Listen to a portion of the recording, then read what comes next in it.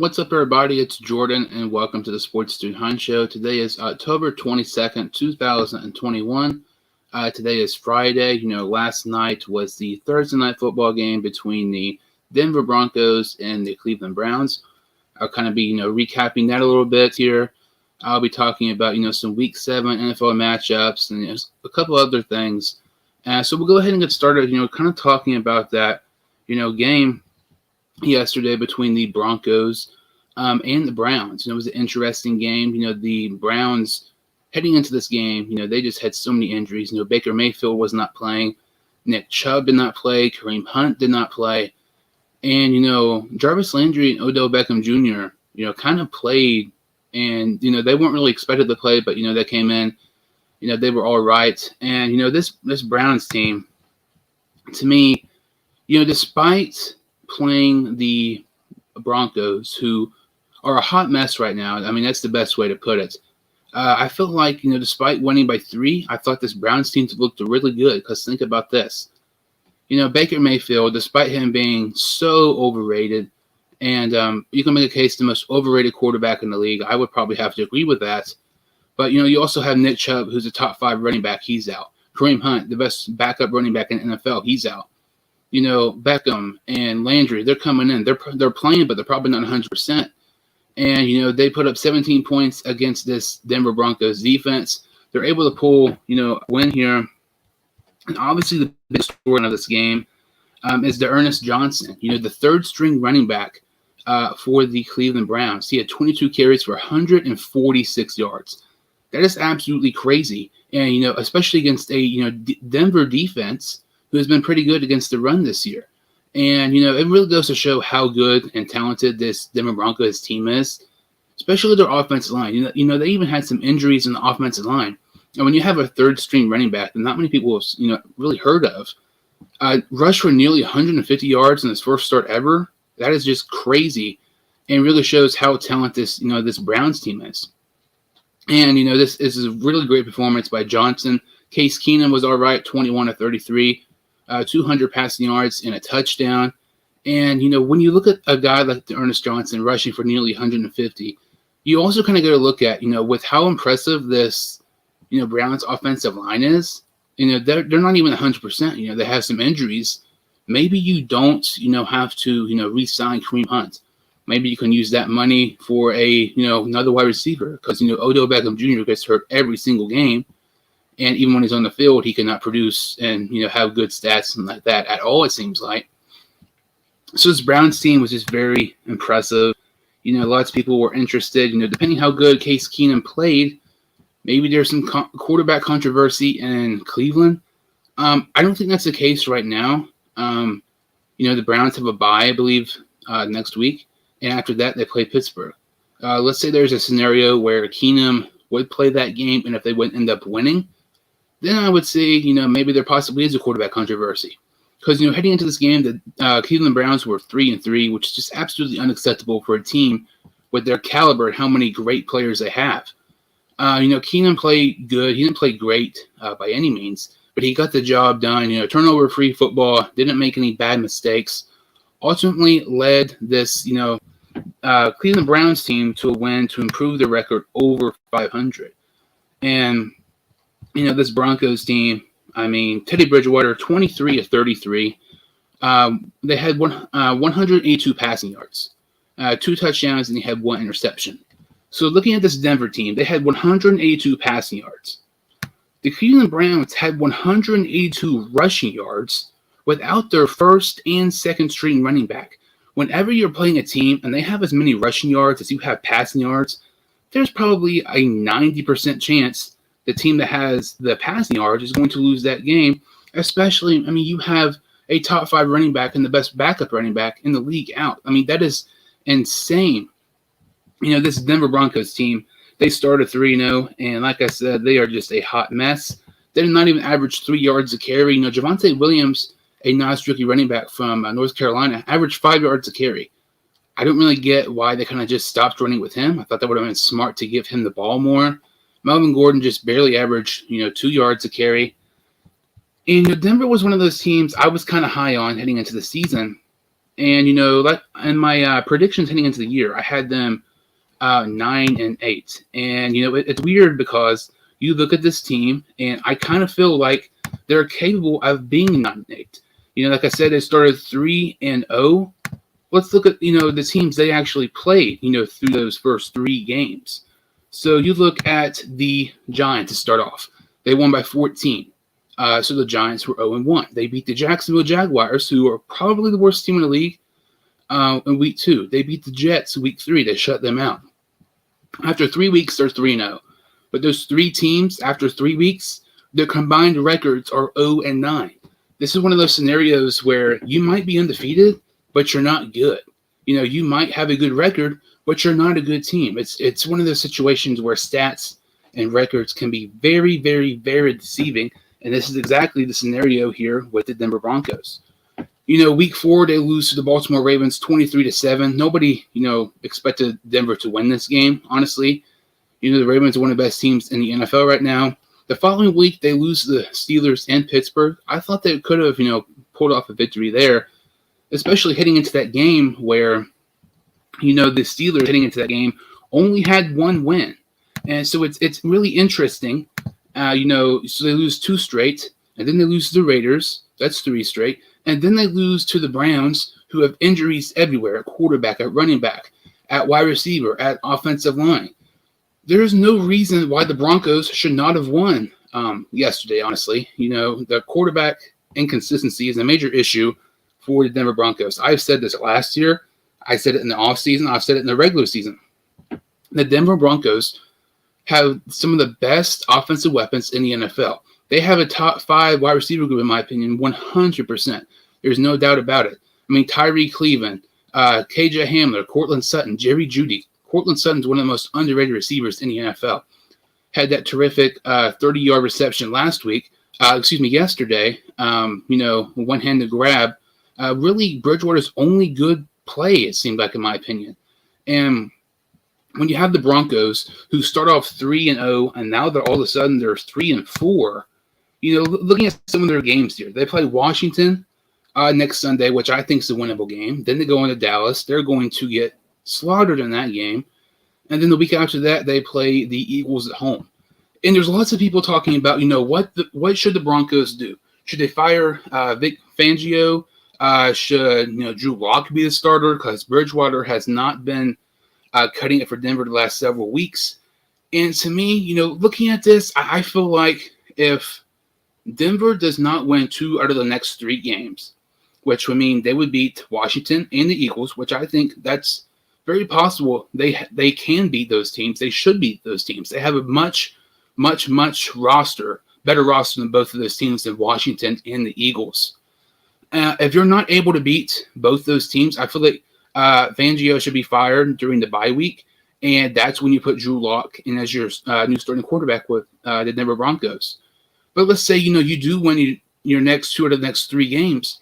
You're 5-5 heading into the bye week, which isn't bad. But for a team who is started 3-0, that's not really good. And look at the games after the bye week. That's where it gets crazy. I mean, you have 7 games. 2 of those against the Chiefs. 2 of those are against the Chargers. You have the Raiders, Lions, and Bengals. 6 out of those 7 games are teams who are in contention. It is crazy with the Denver Broncos. And I really feel like if the Broncos don't win next Sunday, that's when they should really consider firing their head coach and putting in Drew Lock. But I feel like it would be best if they put in Lock and getting, maybe promote an assistant to the interim head coach during the bye week so they can kind of prepare, get, the new system and everything like that, get used to, Lock and practice and everything like that in their bye week on November 21st. But that's only if, they go 1-2 the next 3 games. I feel like they should be 2-1. They have the right tools to be 2-1. There's even, some position groups, you can make a case they're better than the Cowboys. And the Cowboys are going to make a case for the best team in the NFL right now. So with the Broncos, if they don't win the next 2 out of the 3 games, I think that's when you fire their head coach. And that's when you put in Lock over Bridgewater during their bye week. It makes the most sense. I don't get why you would do it right now. I know it's really, really crappy to be a Broncos fan right now, starting off 3-0, and now you're 3-4. But it just doesn't make sense. Wait till the bye week. It gives you more time to prepare, more time with your coach. It makes much more sense than just, let's say you fire him today. You name Locke the starter today when you're playing, Washington, 10 days from now. But, this Denver Broncos team, it's really, disappointing because the Broncos have one of the best rosters, one of the more underrated rosters in the NFL. I've said that numerous occasions, and I'll continue to say it. When you have the wide receiver group I already mentioned, when you have Melvin Gordon and Javonte Williams, who I think, they're a pretty good, running back duo, you just have to figure out the quarterback situation for the Denver Broncos. Teddy Bridgewater is not going to cut it. Drew Lock, despite at times looking really good, and then at times looking like complete utter trash, is not going to cut it. If you put Aaron Rodgers on this Broncos team, they are 100% winning the AFC West, and in my opinion, are favorites to be in a Super Bowl. And that, that's saying something when you have, teams in the AFC West like the Chargers who have surprised people. When you have teams like the Chiefs who have arguably the best quarterback in the NFL in Patrick Mahomes. But, if you add an elite quarterback to this team, they're going to be dangerous. That's the only thing they've been missing. It's kind of like how, the Houston Texans were. For years, they had a phenomenal defense. They could just get their quarterback.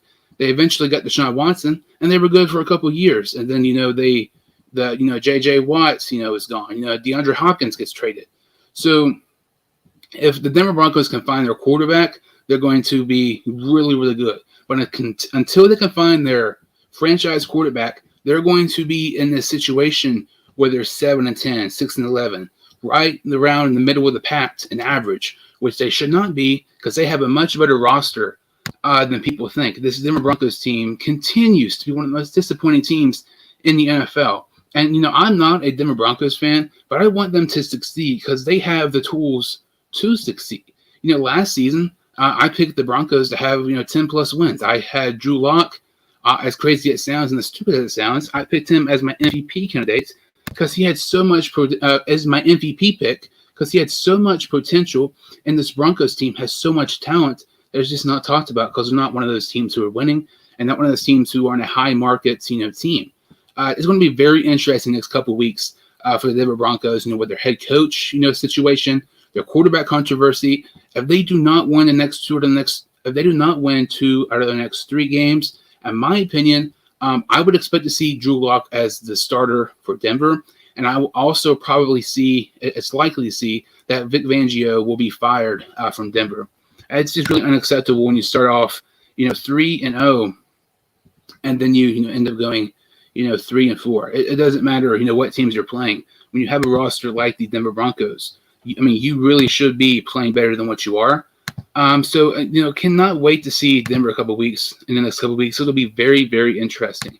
Definitely one of the more intriguing teams as we get, in this, midpoint season of the NFL. This week there are some very interesting games this week. There are some potential absolute blowouts, but there's a few games that have potential, in my opinion, maybe even game of the year candidates. So kind of looking at some of these games here, this week, obviously yesterday was the Browns and the Broncos. The Browns improved to 4-3, and the Broncos dropped to 3-4. First game here is the Washington football team against the Green Bay Packers. Heading into the season, this had potential to be a pretty good game with Washington's really young defense. 4 defensive linemen who were first-round picks. They got some improvements in the offseason, getting Curtis Samuel from Carolina. They drafted Jamin Davis from Kentucky, but their defense has just not been clicking, like it was last season. And with Taylor Heineke, who at times is good, at times isn't, kind of like a Ryan Fitzpatrick, you just don't really know what you're going to get from him. Going in Lambeau Field, the Packers are a top 5 team right now. They have 5 wins and just 1 loss. And their loss, honestly, was just a fluke loss. You're never going to see a Aaron Rodgers-led Packers team play that bad again, like ever. That's a once-in-a-lifetime game when you see, just Aaron Rodgers and the Packers suck that bad. And, this is going to be easy win here. For the Green Bay Packers, going to improve to 6-1.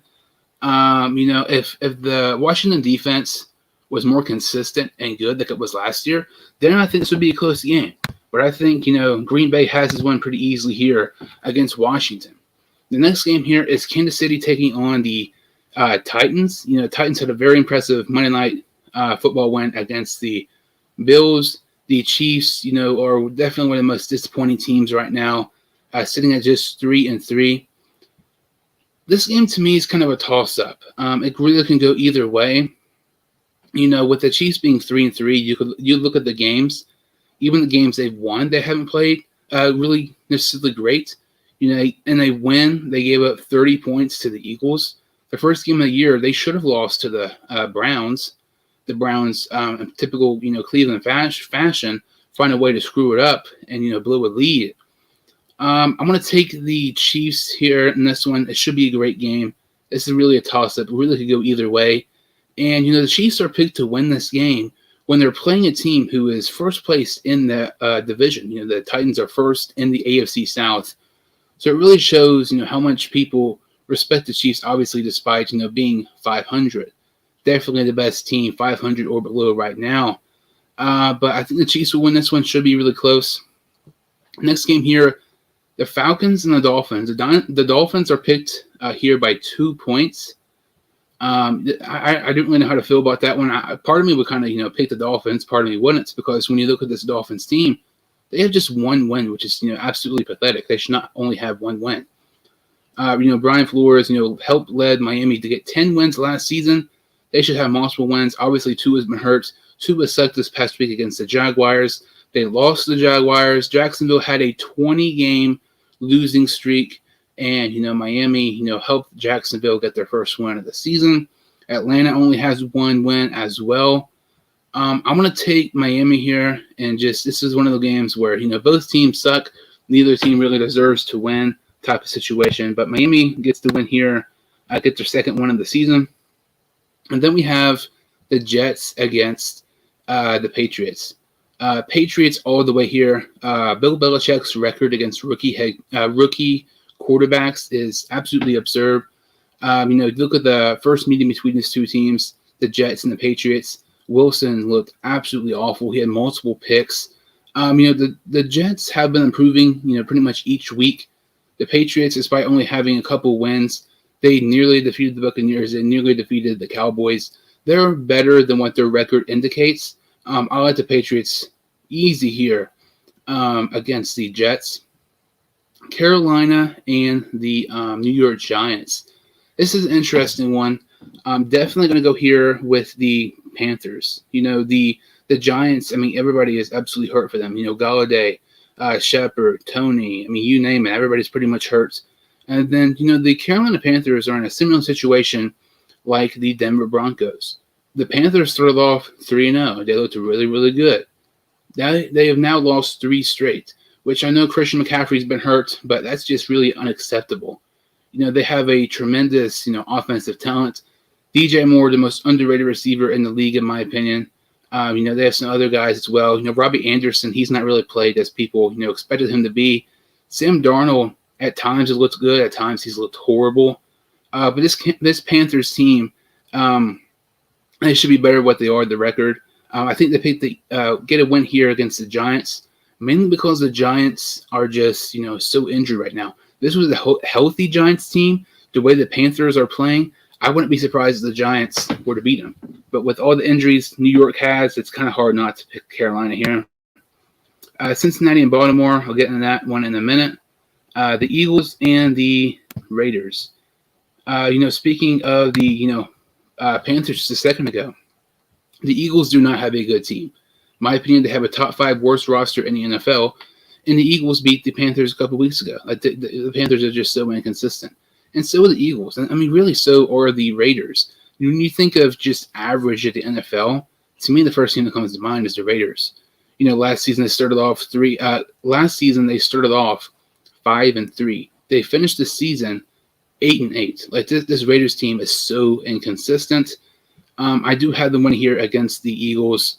I just trust their team more opposed to Jalen Hurts, who to me is not really going to cut it in Philadelphia. I know some people are high on him, some people aren't.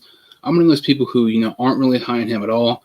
I think the Raiders get this one here to help their record when it comes to the AFC West standings. The Lions and the Rams. This is going to be one of the biggest blowouts of the week, but this is a very interesting game because it's Matthew Stafford's revenge game. He has spent over a decade with the Detroit Lions. You can make a case, probably the worst NFL franchise in history. And, playing there and, the lack of talent he had really, held him back. And now look at him now. He's with the Rams, and the Rams are one of the best teams in the NFL. So this is going to be an interesting game. It's also Jared Goff's revenge game against the Rams. Obviously I want to pick obviously I want to pick the Rams in this game. Jared Goff, something interesting about him. He is 0-13 as a starting quarterback when Sean McVay is not his head coach. After this week, he'll be 0-14. A couple other, just blowouts here. The Texans go up against the Cardinals, the last remaining undefeated team in the NFL. This is going to be a blowout. Wouldn't be surprised if Arizona wins by 20 plus. Houston is just not good at all. Chicago and Tampa Bay, last season when they played, it was the primetime game, Tom Brady, with the, famous, four fingers. He thought it was, third down, but it was really fourth down and everything. But, Chicago somehow got a win last year against them, which is just crazy when you look at, Chicago now. Chicago's 3-2, but it's weird. I would say they're definitely probably Chicago is 500 right now. And in my opinion, they're definitely probably the worst team who's 500. Into the Buccaneers, I feel like they're one of the better teams in the league, obviously. Trying to repeat winning another Super Bowl. I get Tampa Bay in that one easy. Indianapolis and San Francisco. Looks like Garoppolo will be starting here, which makes it more intriguing. If it was Trey Lance starting, I would probably pick the 49ers. I'm going to pick the Colts in this one as an upset. The Colts have been, they don't have a good record right now, but they're improving despite some of their losses. They had a double-digit point lead against Baltimore, and they're kicking horrible performances, blew that for them. I'm going to take the Colts and probably the upset of the week here. And then Monday Night Football, the Saints against the Geno Smith-led Seattle Seahawks. I'm going to take the Saints in that one.